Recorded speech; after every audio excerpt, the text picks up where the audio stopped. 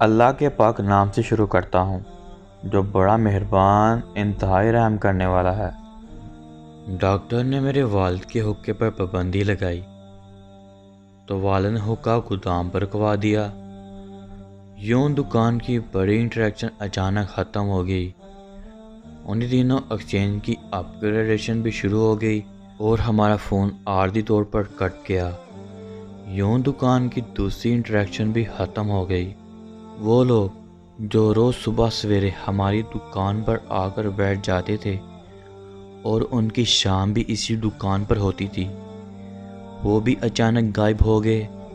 ہم جن کو والد کا انتہائی قریبی دوست سمجھتے تھے، جو لوگ ہمارے چاچا جی ہوتے تھے، جو لوگ گلی میں داخل ہو کر اونچی آواز میں چودھری صاحب کا نعرہ لگاتے تھے اور جو گھنٹوں ہمارے والد کی تعریفیں کرتے تھے، وہ سب بھی غائب ہو گئے۔ ہم ان کی شکلیں تک بھول گئے۔ ہمارے والد سارا دن دکان پر اکیلے بیٹھے رہتے۔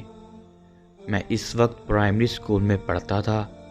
میرے کچے ذہن کے لیے یہ صورتحال ہضم کرنا مشکل تھا۔ میں ایک دن والد کے پاس بیٹھا اور میں نے پوچھا، ابا جی، آپ کے سارے دوست کہاں چلے گئے ہیں؟ میرے والد نے غور سے میری طرف دیکھا۔ میری آنکھوں میں اس وقت آنسو تھے۔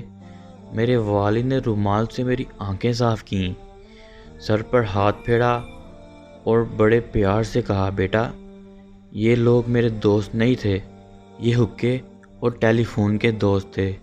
حقہ بند ہو گیا، ٹیلی فون کٹ گیا، یہ لوگ بھی کٹ گئے۔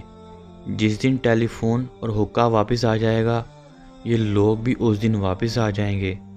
میرے کچے ذہن نے یہ فلسفہ سمجھنے سے انکار کر دیا۔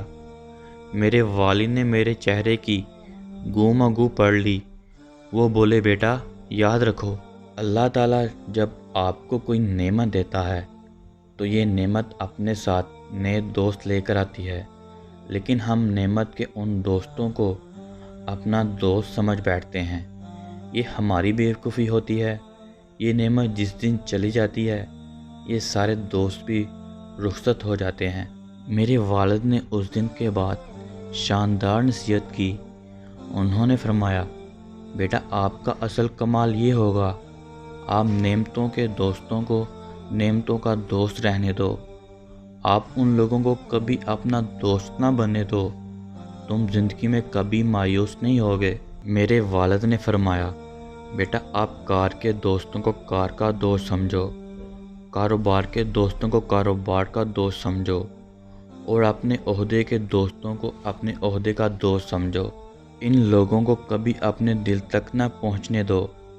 تمہارا دل کبھی زخمی نہیں ہوگا، تم کبھی خون کے آنسو نہیں روگے۔ آنے والی ویڈیو تک آپ کا اپنا میزبان محمد اقدس آپ سے اجازت چاہتا ہے۔